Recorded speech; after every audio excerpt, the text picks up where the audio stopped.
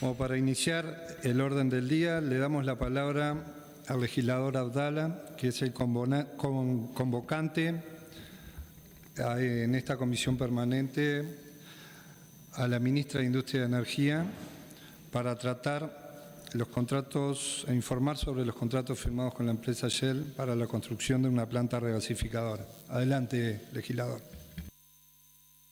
Muchas gracias, señor presidente. Me sumo, por supuesto, a la bienvenida a la señora ministra de Industria, Energía y Minería.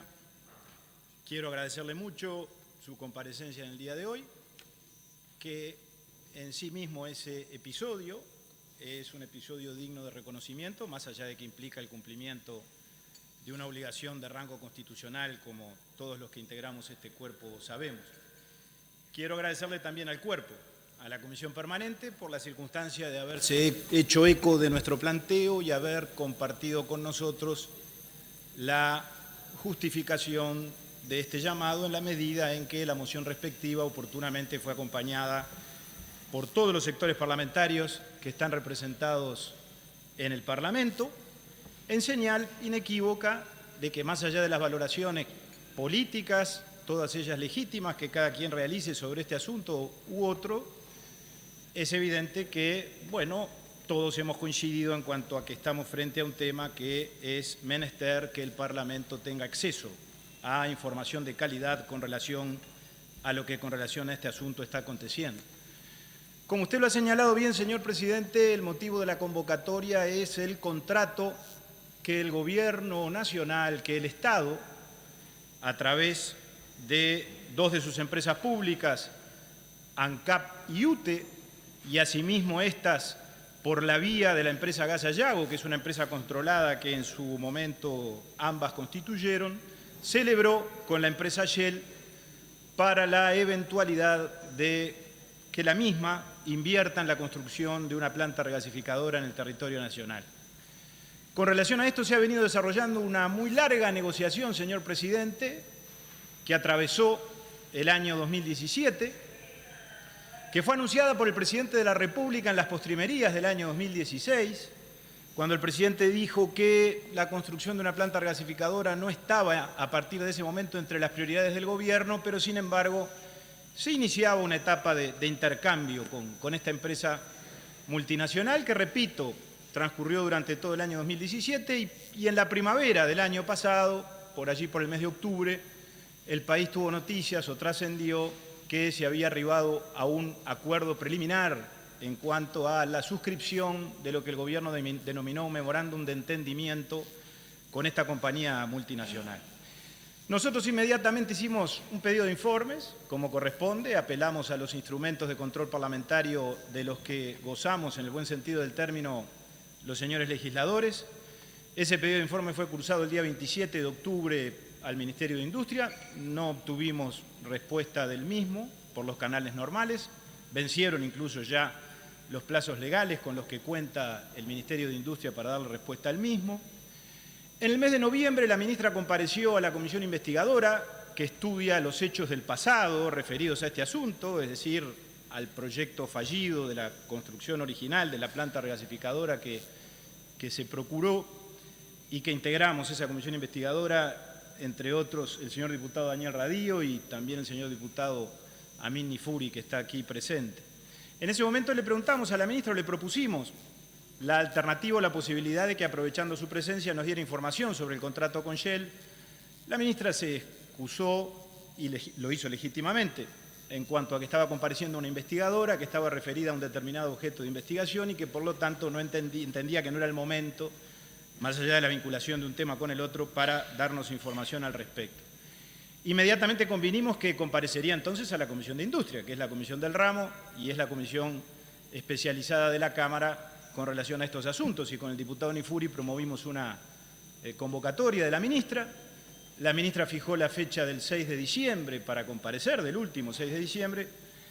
Pocos días antes, por no decir el día anterior, se nos comunicó que la ministra no concurriría porque le habían surgido dificultades de agenda, que son por supuesto perfectamente comprensibles y atendibles, Y en función de eso es que hemos derivado ahora, porque empezó el receso parlamentario, en este llamado a sala, porque parecía natural que, agotadas todas esas instancias previas, pues en el ámbito de la Comisión Permanente promoviéramos este llamado en procura de la información que el Parlamento no solo tiene el derecho, sino que sin ninguna duda tiene el deber de procurar y de recabar a ese respecto. Hechas estas precisiones, señor presidente, con relación a los antecedentes en función de los cuales llegamos a la instancia de hoy, quiero decir como primera definición que para nosotros este contrato, que así yo lo llamo, más allá de que se le diga memorándum de entendimiento, que firmaron el Gobierno Nacional, más allá de que al Gobierno Nacional, repito, lo represente una empresa privada controlada por el Estado llamada Gas Sayago y la empresa multinacional Shell, es un acuerdo de voluntades y es un instrumento y un documento que a nosotros nos preocupa, y nos preocupa mucho. Creo, señor presidente, lo desarrollaremos a lo largo de nuestra intervención, que este es un camino, el que ha escogido el Gobierno Nacional, muy peligroso para el país. Creo que si llegaran a confirmarse los términos, que parecen muy firmemente establecidos ya en ese documento, y por supuesto después lo vamos a comentar, el Estado, el Uruguay, estaría asumiendo un riesgo muy complicado, muy complejo, en términos de avanzar en la conformación de hecho de un monopolio privado en favor de una compañía multinacional, obviamente la empresa Shell, en el territorio nacional, del cual además obviamente quedaríamos como cautivos en función de que naturalmente Shell, de acuerdo a lo que de allí surge y eventualmente a lo que pudiera llegar a confirmarse, ejercería una posición de dominio que es absolutamente incuestionable e incontrastable desde el punto de vista de lo que puede preverse o adelantarse de lo que habrá de ocurrir si ese contrato, repito, llega a confirmarse. Creo que este documento contiene una serie de ilegalidades muy notorias, muy manifiestas, algunas que se han verificado ya con la sola suscripción de este contrato preliminar, otras que quedan proyectadas hacia adelante en la medida en que ese contrato preliminar, repito, llegue a confirmarse y devenga en un contrato o en un entendimiento o en un acuerdo definitivo entre las dos empresas, implicaría ni más ni menos, por utilizar términos y por recurrir a la jerga que ha sido tradicional y clásica en el debate político en el Uruguay, esto implicaría una privatización de un servicio público, no tengo la más mínima duda de eso, de un servicio público que puede ser relativamente incipiente entre nosotros porque la participación del gas natural por ahora es relativamente escasa en la matriz energética nacional, pero está en vías de desarrollo y todos queremos que se desarrolle y seguramente más temprano que tarde va a alcanzar un nivel de participación en nuestra ecuación energética y ojalá que así sea muy importante. Bueno, pues con relación a ese servicio público que representa el suministro, la venta y la compra del gas natural, creo que por este camino vamos derecho a la conformación de un monopolio privado y por lo tanto de una privatización de ese servicio. Y todo eso, señor presidente, porque estos podrían ser los costos o las cargas de una solución a la que estuviéramos dispuestos a avanzar en su dirección, sin embargo se hace sin una contrapartida aparente. Yo no he encontrado, y creo que no surge del documento que estamos manejando, de lo que hasta ahora tiene virtualidad, que es lo que el Gobierno firmó con la empresa multinacional Shell, ningún beneficio concreto, ningún provecho, ningún resultado que eventualmente por lo menos nos pueda llevar a una discusión en términos de que hay a partir de allí prestaciones equivalentes, una suerte de sinalagma, como dicen los juristas, en términos de que dos partes acuerdan, ambas ceden algunas cosas, pero ambas al mismo tiempo obtienen determinado resultado. El resultado, por lo menos en términos favorables para el interés nacional, para nosotros no aparece. Lo decimos con absoluta franqueza y, por supuesto, esta que es una afirmación muy contundente y muy categórica la vamos a fundamentar en los próximos minutos. Yo decía, señor presidente, que a esto se le llama memorándum de entendimiento. Yo creo que calificar a este documento como memorándum de entendimiento es, permítaseme decirlo así, una suerte de eufemismo. Repito, para mí acá lo que hay es un contrato, porque el contrato es un acuerdo de voluntades con sentido amplio. Y Shell y el Uruguay a través de su gobierno, como corresponde, han llegado a un acuerdo de voluntades, que no es un acuerdo superficial. Cuando yo escuchaba a la ministra públicamente y a los voceros del gobierno anunciar e informarle a la población que se estaba en vías de firmar un memorándum de entendimiento, me imaginé lo que creo que la enorme mayoría de los uruguayos se imaginó, que íbamos camino a un acuerdo en términos de establecer la exclusividad en determinada negociación entre las partes durante un plazo determinado y que durante ese plazo nos comprometíamos ambos a no negociar con terceros y por lo tanto ver si a partir de allí podía resultar alguna fórmula o alguna solución que después naturalmente se sometiera, si correspondía, como sin duda hubiera correspondido, a la aprobación de la ley, a la aprobación de los directorios de las dos empresas públicas y a los distintos procesos de formalización de este tipo de acuerdos o de soluciones. Pero fue mucho más que eso lo que se firmó. Lo que se firmó fue un entendimiento profundo, preliminar, sí, pero se pactaron cláusulas, se pactaron condiciones muy claras y muy concretas. Creo que alcanza con leerlas para comprender que esto es así. Que se me podrá decir que no nos obligan aún, porque esto no es definitorio. Está muy bien, no es definitorio, pero está acordado, porque por algo se introdujo en un documento que las dos partes firmaron. Y no está acordado e introducido en el documento en términos programáticos, en términos de que es una idea que se va a explorar. No, está establecido en términos de que las partes asumirían tales o cuales obligaciones. Y ahí es donde, repito, yo advierto hay una desproporcionalidad verdaderamente preocupante, por no decir alarmante, para el interés nacional, si esto, reitero, se llegara a confirmar. Pero independientemente de que no sea vinculante, señor presidente, creo que este documento nos da pistas, nos da datos concretos de cuál es la idea que el gobierno está manejando. Porque por algo el gobierno firmó esto. Y por eso yo creo que es necesario que la ministra se explique, no se explique, y le explique al país cuál es la justificación de este acuerdo y cuáles serán las consecuencias futuras, pensando que además la resolución definitiva de esto no puede demorar más de algunas semanas, porque este es un documento que tiene una vigencia cuya validez expira el próximo 31 de marzo. Por lo tanto, creo que eso justifica, señor presidente, este llamado a sala, por todo lo que yo he dicho, por una razón de transparencia sin duda, para que la población sepa, para que el control parlamentario se ejerza y para que todos podamos, por lo tanto, saber qué es lo que firmó el gobierno, para que quienes en nombre del gobierno actuaron o quienes no actuaron directamente pero tienen la responsabilidad política ante el Parlamento, como la ministra, vengan a dar las explicaciones a donde corresponde, que es el Parlamento Nacional. Y si en tal caso esto todavía no nos obliga porque falta la ratificación futura, bueno, tal vez eso sea una buena noticia. Pero una buena noticia en términos de que refuerce la justificación de este llamado, porque entonces tal vez allí podamos encontrar la alternativa, y ojalá sea una de las resultancias de la instancia parlamentaria de hoy, de que de este intercambio que tengamos con la ministra pueda surgir una reflexión adecuada en términos de parar lo que haya que parar o convencernos de que algunos caminos, si se llegan a recorrer, pueden ser muy complicados para el Uruguay. Pero antes de entrar en los aspectos concretos del contrato, señor presidente, yo quiero hacer algunas consideraciones más porque me parece que son necesarias de carácter general. Una tiene que ver con el contexto en el que se da esta discusión, que yo creo que el contexto ayuda mucho para entender o para por lo menos preguntarnos con alguna expectativa de encontrar la respuesta por qué razón el gobierno hizo lo que hizo o por qué razón está transitando por este camino. Este acuerdo no es un clavel del aire, se da naturalmente en un proceso que todo el país conoce, que los señores legisladores conocen bien y que ha sido un proceso muy complicado para el Uruguay, cuyos efectos, por supuesto, muy lejos están de haberse superado o conjurado. Venimos de un proyecto de construcción de la planta regasificadora, de una planta regasificadora que fracasó. Fracasó por la muy sencilla razón de que la planta no se construyó. Fracasó porque la construcción de la planta, la conformación de Gas Sayago después, todo lo que el país invirtió y el propio proyecto se hacía con una sola finalidad, que el país pudiera acceder al abastecimiento del gas natural, que el gas natural pudiera incorporarse a nuestra matriz y por esa vía pudiéramos diversificar las opciones energéticas del Uruguay. Y eso no ocurrió. Y fracasó porque el propio gobierno le puso punto final.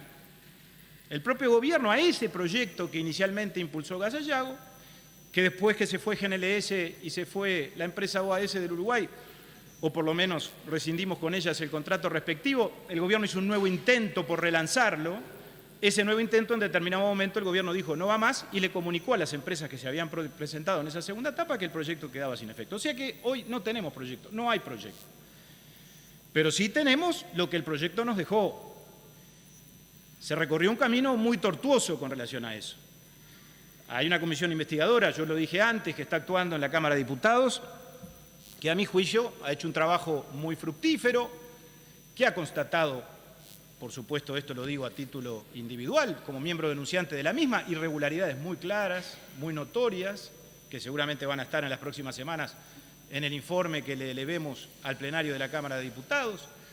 Se tomaron decisiones muy polémicas en ese contexto, vinculadas con la forma de adjudicar el llamado en su debido momento, vinculadas con otro llamado muy polémico que fue el otorgamiento a la empresa OAS de la construcción de la conexión del gasoducto con la obra principal, tema del que no se habla tanto, pero que fue, a mi juicio, un proceso bastante complicado.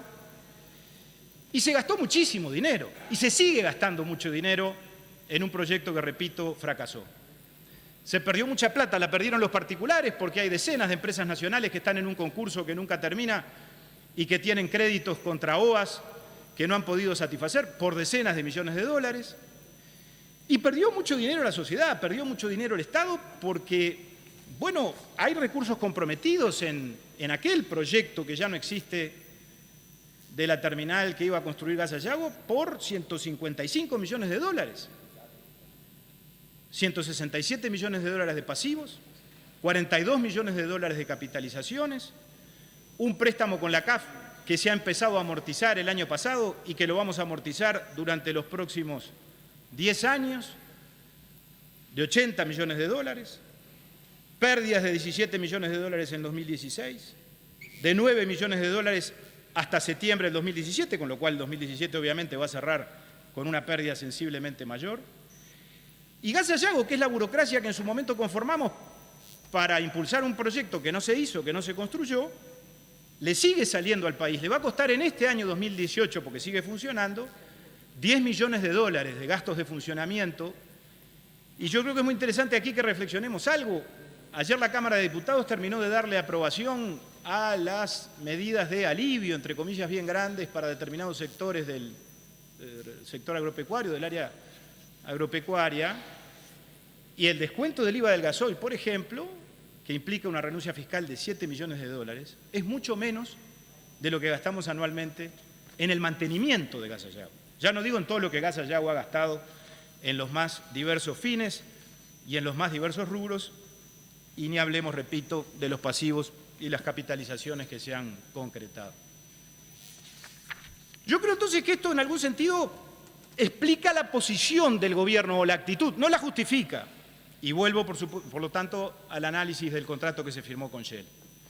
El gobierno debió asumir esta realidad en su debido momento. Yo creo que la oportunidad de hacerlo fue el cambio de administración el 1 de marzo del 2015, porque esto viene del pasado. Esta es la herencia del gobierno del que encabezó el presidente Mujica, porque allí se concretó todo esto. Las obras se detuvieron en febrero del 2015, la ministra asumió el 1 de marzo de ese año.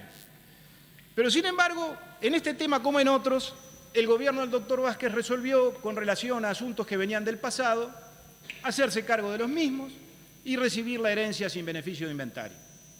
En lugar de sincerar las cosas y decir claramente, bueno, estamos en esto, este proyecto fracasó, las obras no se hicieron, hubo incumplimientos de GNLS, de la empresa constructora OAS, tenemos un pasivo muy importante, que creo que todos hubiéramos sido comprensivos si ese hubiera sido un planteo, para un gobierno que además obviamente recién se instalaba y recién empezaba su gestión.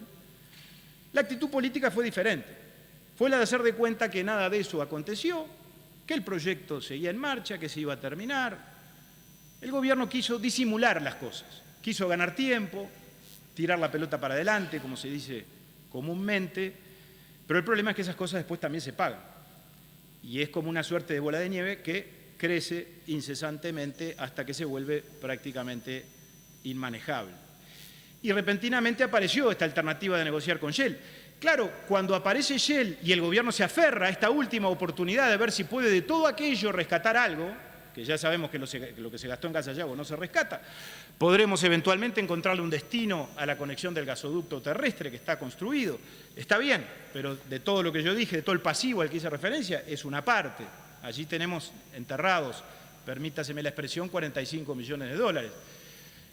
Y para eso se agarró de esta alternativa de negociar con Shell. Pero claro, lo hace desde una posición, y a mi juicio, y esto por supuesto son lecturas subjetivas que yo hago, pero son muy honestas intelectualmente, lo hace desde una posición de debilidad.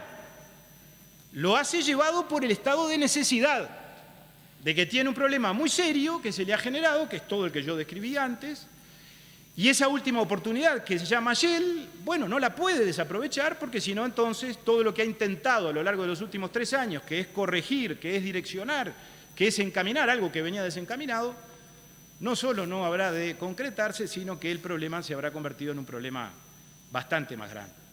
Y por eso creo que en esta negociación, y bueno, son valoraciones personales, pero las tengo que hacer porque así veo yo las cosas y es lo que surge de los documentos, Shell negoció desde una posición de mucho más fortaleza que el Uruguay. Shell fue más fuerte en esa negociación entre dos que el gobierno nacional. Y repito, en mi concepto, eso está claramente expresado en este documento que estamos analizando. Pero vayamos, señor presidente, a lo que más importa en el día de hoy, que es precisamente el contenido de ese documento, que para eso convocamos a la ministra, también para todo lo demás, porque todo está obviamente concatenado y relacionado. En primer lugar, yo hablé de ilegalidades y de ilicitudes, y creo que las hay, y muy notorias y muy fácilmente demostrables, y ya comprobadas, por ejemplo, por el Tribunal de Cuentas. El gobierno pretende, de acuerdo a lo que surge de este documento que estamos analizando, entregarle a Shell, otorgarle una porción del territorio nacional, la localización en la bahía de Montevideo donde habrá de construirse o habría de construirse esa regasificadora, que queda claro, no es la regasificadora del Estado uruguayo, como iba a ser sí la que construiría Gas Sayago, no, es la regasificadora de Shell que se construye en el Estado uruguayo. Me parece que esa es una disquisición que es muy importante tenerla presente para entender lo que yo dije antes y lo que voy a decir después. Pero le estamos entregando a esta empresa multinacional una porción de nuestro territorio, que eso es ese punto de la bahía de Montevideo después de todo, sin ley habilitante, porque no hay ninguna ley que autorice a hacer eso, y sin licitación, sin que haya un proceso competitivo. Si llegásemos a la conclusión de que eventualmente hay previsión legal para hacerlo, bueno, se lo estamos dando a Shell sin contrastar o sin comparar ofertas o alternativas con otras empresas u otros proveedores u otros constructores que eventualmente podrían estar interesados en venir a construir su propia planta regasificadora. Y la ilegalidad, yo decía, ya fue determinada por el Tribunal de Cuentas. Yo tengo aquí una observación del Tribunal de Cuentas, que es de septiembre del 2013, que tiene que ver con esa misma área, cuando en ese caso fue ANP que le hizo la concesión del área a la empresa Gas Sayago. Después de todo era un acuerdo o un arreglo entre organismos públicos, ¿no? La ANP, que es la titular, porque tiene jurisdicción en la bahía de Montevideo, le entregaba el Alveo, la zona donde iría a construirse la planta regasificadora, a Gas Sayago, y sin embargo el Tribunal de Cuentas lo observó.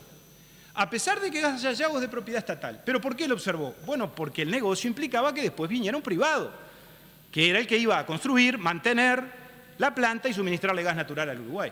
Y con eso le alcanzó al Tribunal de Cuentas para decir, acá hay una ilegalidad. Si participa un privado, tiene que haber un llamado a licitación.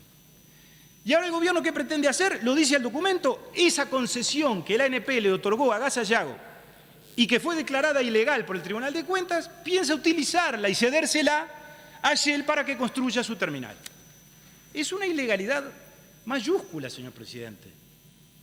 Pero yo creo que hay incluso, la ministra debería reflexionarlo, porque me dirá, bueno, no, tenemos la facultad constitucional de reiterar el gasto, esto no es un gasto, ese aspecto específico es una concesión. Pero yo creo que saltearse un pronunciamiento tan categórico que tiene que ver con todas las reglas de la contratación administrativa, que ha sido emitido por el Tribunal de Cuentas como si nada pasara, eso es abuso de autoridad. No puede hacer la administración eso bajo ningún concepto y no alcanza que me digan que lo hacen porque es el derecho privado, porque no es el derecho privado, es el espacio público y son los recursos del Estado, como todos sabemos, me parece que no es difícil entenderlo. Entonces, ¿qué se pretende? Que esta solución se construya, se edifique y se apoye en una ilegalidad que ya ha sido determinada por los órganos de Contralor. Eso es lo que está planteado. Y yo le traslado esta consulta a la ministra para que obviamente después me responda. Y de paso le pregunto, ¿y la ANP, que es la verdadera dueña? Porque la jurisdicción, repito, es de la ANP. Quien concedió originalmente es la ANP, que es un servicio descentralizado. ¿Ha sido consultada por el Gobierno, por el Ministerio de Energía, por Gas Sayago, por UTE o por ANCAP? ¿O simplemente han dispuesto de una concesión libremente, cuando en realidad el concesionario, ya sabemos, fue otro organismo público en las condiciones que yo dije antes? Y la ANP yo creo que debería ser consultada, porque además no olvidemos la perspectiva, así se planteó en ocasión del proyecto original, de que la ANP tiene un plan director para Puntas de Sayago. Y supuestamente el proyecto anterior se integraba en un esquema de cosas según el cual la escollera que se fuera a construir en el proyecto original iba a servir de abrigo o de protección del desarrollo portuario de Puntas de Sayago, en el cual estaba trabajando y supongo que sigue trabajando la Administración Nacional de Puertos. Aquí es necesario, señor presidente, reitero, que si nos planteamos una alternativa de estas características, más allá inclusive de los aspectos de la legalidad, antes o después, o mejor dicho, resuelto ese problema de la legalidad y una vez que estemos todos contestes de que esto se puede hacer, es absolutamente inexorable pensar en un proceso licitatorio. Se ha utilizado un artilugio. El Gobierno ha dicho, la ministra ha dicho, bueno, aquí hubo un proceso competitivo, porque esto corresponde al llamado que el Gobierno catalogó, y la ministra lo explicó muchas veces públicamente, el de temporada abierta para la compra de servicios de regasificación. No tiene absolutamente nada que ver con este contrato que se firmó con Shell. Es una excusa, es un artificio, es eso. Pero son cosas absolutamente independientes. Desde el punto de vista jurídico es un argumento absolutamente insostenible, que no resistiría el más mínimo análisis en ningún organismo competente en cuanto al contralor de la juridicidad de los actos administrativos o de las leyes, el Tribunal de lo Contencioso o la Suprema Corte de Justicia. En el segundo intento al que yo me refería antes, Gas Sayago hizo 3 llamados, uno para contratar eventualmente un socio experimentado en operaciones de regasificadora, otro para construir la planta en función del proyecto original y un tercero para vender gas. Para vender gas, un llamado de carácter comercial, interesados en comprarle gas a Gas Sayago una vez que estuviera en la regasificadora. Y allí se presentó Shell, pero se presentó para eso. Si en el marco de ese llamado, que era para vender gas, Shell le dijo a las autoridades nacionales, me interesaría mucho construir mi propia terminal, bueno, muy bien, bienvenido, pero eso es otro negocio, otro proyecto, otro marco jurídico, y por lo tanto hay que empezar de cero, no utilizar un llamado que no tiene absolutamente nada que ver para hacer algo que no tiene absolutamente nada que ver, más allá de que las dos cosas tengan por denominador común el gas natural. Pero una cosa es comprarlo y venderlo y otra cosa es producirlo y hacer una inversión en una planta regasificadora. Que esto además requiere ley, pero no me cabe la más mínima duda que requiere ley, señor presidente. Y además una ley aprobada por los 2/3 de votos de cada una de las cámaras, porque, repito, yo creo que estamos frente a la eventualidad, por no decir a la certeza, de que si esta solución avanza, se termine conformando un monopolio privado, se esté perforando en algún sentido la propia ley orgánica de ANCAP, que nos guste o no nos guste, establece como derechos exclusivos en favor del Estado la importación, exportación de carburantes líquidos, semilíquidos y gaseosos, y la propia propuesta del Gobierno, que tiene media sanción y está en el Senado de la República para crear el marco regulatorio del gas, donde se establece claramente la exclusividad del Estado en cuanto a los derechos de importación y de exportación, que por esta vía, repito, a mi juicio, se estarían en los hechos perforando o dejando sin efecto. Por eso, señor presidente, yo creo que con lo dicho hasta acá bastaría para darnos cuenta que por este camino no podemos seguir. Pero por supuesto que el documento y el contrato que se firmó dice cosas, y dice más cosas. Y dice cosas en términos de que lo que aquí se establece son las bases del futuro entendimiento, lo dice a texto expreso, los términos comerciales que van a regir nuestra relación con la empresa Shell. ¿Qué dice el artículo 3º, por ejemplo, que es, a mi juicio, un aspecto medular de este contrato? en cuanto a esas condiciones que se pactaron con la empresa multinacional? Bueno, primero dice que Shell va a tener de esa nueva sociedad, porque va a hacer la inversión, está claro, el 100% de las acciones, las tendrá Shell, sus afiliadas o un socio a su elección, el que quiera traer. En principio, puede existir la posibilidad de que Gas Sayago participe como accionista minoritario, pero siempre Shell tendrá el control y la mayoría de las acciones de esa sociedad que vaya a crearse. En su momento se dijo, así trascendió, que la ministra Cose tenía una discrepancia con esta alternativa de que Shell fuera mayoría en esa nueva sociedad que fuera a conformarse. Yo no sé si esto es así o no lo es. La ministra nunca lo desmintió, nunca habló de este aspecto públicamente, hoy tendrá la oportunidad de hacerlo. Si ella sostenía que era indispensable que el Estado se reservara la mayoría accionaria, o cedió en ese concepto o se convenció de lo contrario, o si no, tendrá que desmentir aquello que en su momento trascendió. ¿Qué va a hacer Gas Sayago en esa sociedad o con relación a este negocio? Va a entregar todos los bienes, va a entregar, lo dice también esta sección tercera del acuerdo, todos los estudios, actividades, dragados, los que vayan quedando, los conocimientos técnicos, las autorizaciones locales y permisos otorgados, el gasoducto, como dijimos antes, todos los acuerdos previos y todo el material actualmente bajo el control de Gas Sayago ubicado en el obrador. ¿Y a qué título va a entregar estos bienes o de qué manera? Bueno, aquí el contrato es muy específico también. Hay dos vías para que esto se concrete. Uno es la venta de los activos, la venta de los bienes del Estado a la empresa Shell, a través de un precio justo, se dice allí, está bien, pero es la venta lisa y llana, una enajenación. O eventualmente, que también es una enajenación, en tal caso, esos bienes se van a entregar a cambio de acciones, pero con la condición de que el Estado va a tener siempre y como máximo la condición de accionista minoritario, está dicho a texto expreso, e inclusive que esa condición de accionista mayoritario puede llegar a diluirse en el futuro, se utiliza esta palabra, si eventualmente Shell o la compañía que Shell va a controlar, obviamente también, resuelve un incremento de las inversiones y por lo tanto Gas Sayago desiste de incorporar más capital, como ocurre naturalmente en el ámbito de las sociedades comerciales. Pero dice más cosas este profuso artículo tercero. Dice que Shell va a tener, y se me dirá que es por añadidura como consecuencia de lo anterior, la operación y la gestión exclusiva de la terminal, lo hará directamente, lo hará a través de una empresa afiliada, lo hará a través de un tercero que eventualmente incorpore para el desarrollo de la gestión. Va a fijar la tarifa, y yo sé que en esto la ministra ha hecho algunas aclaraciones públicas que me parecen muy pertinentes. Yo sé que cuando acá se dice que Shell o que la compañía va a fijar la tarifa, no es el precio final, yo sé que no es el precio del metro cúbico, no lo es en principio. Estamos hablando de la tarifa de regasificación, el costo de la regasificación. Lo que pasa es que el costo de la regasificación incide en el precio final. ¿Cómo no va a incidir? El costo de la regasificación incluye o debe contemplar a la inversión, las amortizaciones de los bienes, el costo de la operación y el mantenimiento, el volumen del gas que se regasifique, en fin.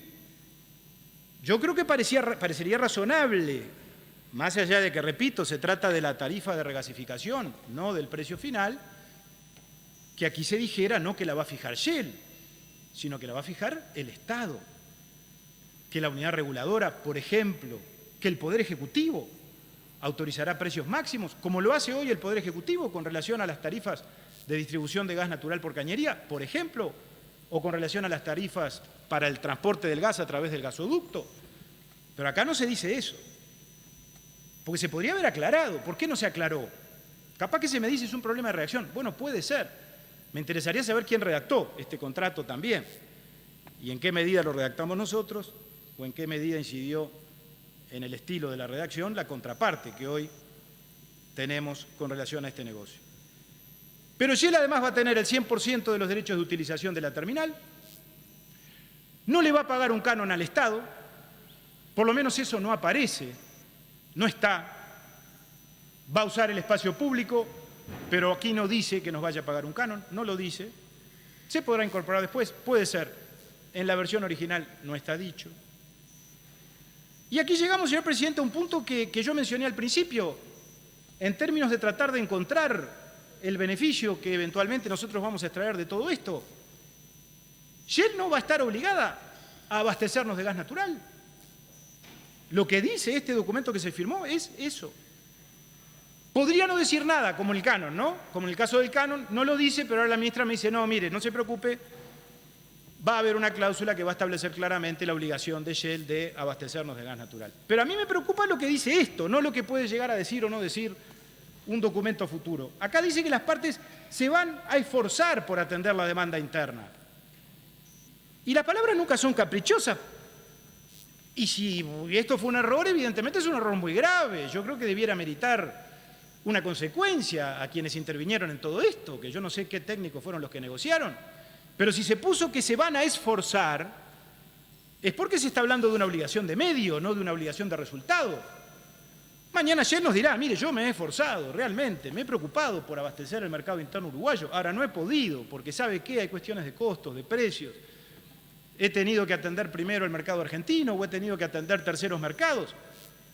Lo que hoy está establecido es que se van a esforzar. No pudo, mi pregunta es, porque repito, se me podrá decir que eso se va a corregir en el negocio futuro. Ahora, si esta era la finalidad, si hacemos todo esto para asegurarnos el acceso al gas natural en condiciones seguras, estables, competitivas, a precios razonables, ¿no se debió haber introducido ahora? ¿No debió haber dicho este llamado memorándum de entendimiento que eso iba a ocurrir inexorablemente? Porque es la condición básica, supongo, por la cual hacemos todo esto para obtener un beneficio para el Uruguay. No solo no lo dice, que ya estaría mal que sobre esto hubiera silencio y nada se dijera, sino que lo que dice confunde. Y lo que dice claramente lleva a la conclusión inversa, a la conclusión de que ni siquiera hay garantías o certezas de que todo esto nos va a conducir a la soberanía energética. Yo creo que estamos entregando jirones de nuestra soberanía, señor presidente, no solo de la energética, y que, por lo menos, en función de esto que se ha firmado, creo que no estamos ganando independencia desde ningún punto de vista, francamente lo digo. Y yo, señor presidente, que no me va quedando mucho tiempo, o mejor dicho, me queda tiempo, pero no me quedan muchas cosas más para agregar. Tengo algunas preguntas más que le voy a formular a la ministra en algunos minutos. Antes de eso, quiero hacer una consideración política. Este es un órgano político y mis colegas, que por supuesto después me podrán contestar o aclarar o hacer las valoraciones políticas que entiendan convenientes, las podrán formular, pero me reconocerán el derecho legítimo a expresarme en estos términos, con el respeto que corresponde. A mí, francamente, que esto esté ocurriendo, que esto haya ocurrido, que esto se haya planteado, aunque en el futuro no llegase a ocurrir, que ojalá no ocurra, en un gobierno del Frente Amplio, realmente me impacta. Es verdaderamente insólito. Es prácticamente irónico, diría yo, señor presidente.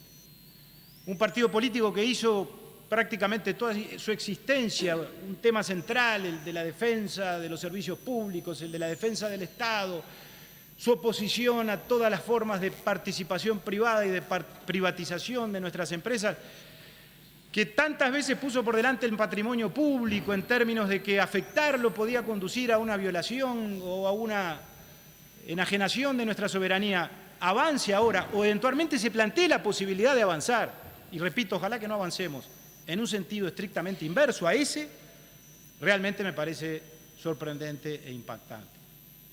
Y voy a poner un ejemplo, no con el ánimo de ir hacia el pasado, sí, tenemos que discutir del pasado, discutimos, me interesa mucho que hablemos de lo que nos puede pasar después del 31 de marzo, pero en esencia, esto que está contenido, la esencia de la solución, el estilo de la solución que está contenida en este documento que el Gobierno Nacional firmó, es mucho peor que la ley de asociación de ANCAP del año 2003.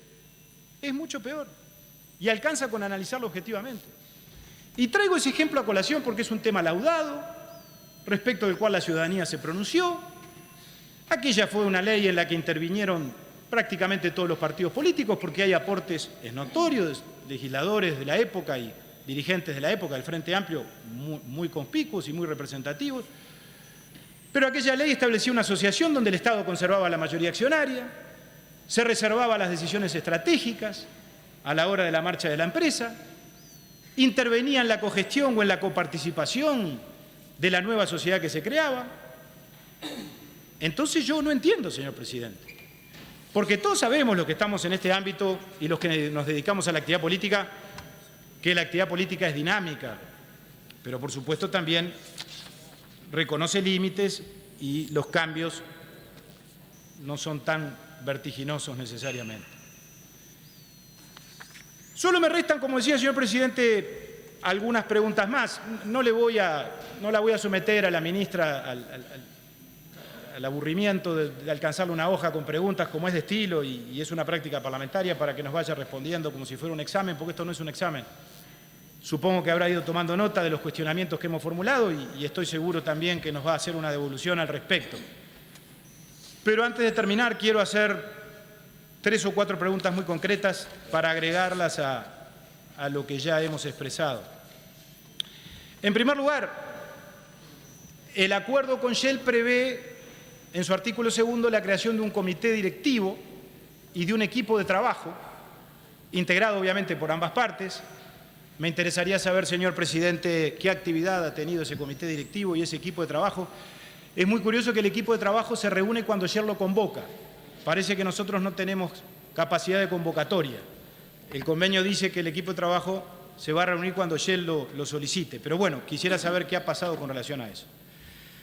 Quisiera saber qué ha pasado con relación a otro aspecto que se resuelve en este convenio, que es el de los pagos que Shell supuestamente nos ha venido haciendo desde la firma de este documento, por concepto de proventos portuarios, por concepto de otros costos operativos que allí se establecen, pagos que supuestamente tienen como límite máximo los $200.000 por mes, de acuerdo al artículo 13. Quisiera saber si esto efectivamente ha sido así, cuál es la justificación de los mismos, sobre todo para un contrato que se supone que no es vinculante, como permanentemente se preconiza.